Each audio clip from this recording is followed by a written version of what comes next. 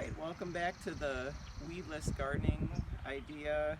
We are still working on this bed here, and it's been actually about 3 weeks since I put in the black raspberries that I prepared this bed for. And I've hoed once.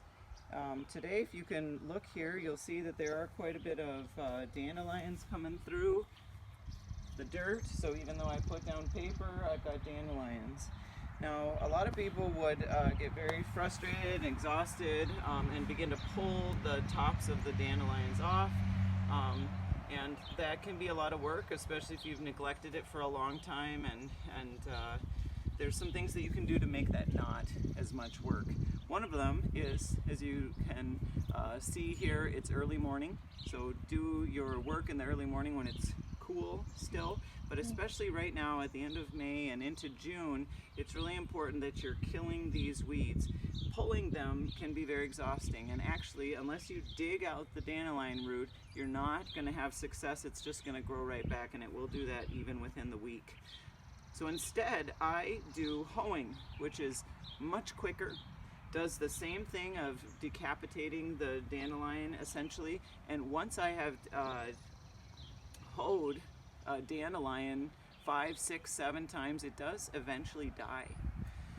So what I'm going to do today is go ahead and hoe this whole entire bed, and it just takes a matter of a few minutes. I first go around the perimeter, and all I'm trying to do here is essentially take off that top layer. If you look into soil, if you move the top of the soil, you almost have to break off the top layer, and that's because it's forming almost a little bit of a lid on top of the dirt. We just want to disturb that top 1/4 inch of soil, and I dig in almost just a little bit on the one point as I go around the bed.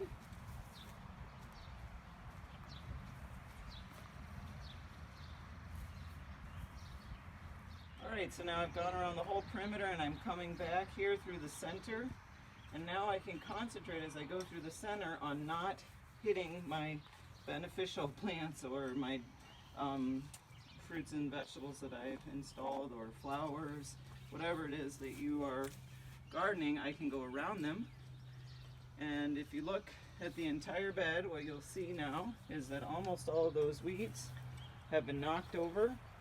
And tomorrow I could come through and see if any of them survived.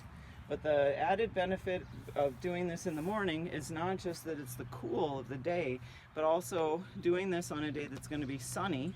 These plants, even if they survive a little bit of root staying in the ground, they are going to roast in the sun and die from that stress of that heat. In the meantime, I have stayed away from the real base of my raspberries, and later I could come through and just scrape my fingers really gently around the base and pull anything that's just around the base. That took me a total of 5 minutes, whereas if I had sat down and pulled every individual leaf, I would have ended up being here for probably an hour. This is something in May, June that I will do every 3 days. The hoeing is on a 3-day cycle. I just divide up my garden into thirds and make sure, thirds, and then I go through just every 3 days working on part of it. That allows me to really get the garden hoed, the entire thing, every 3 days. Thank you.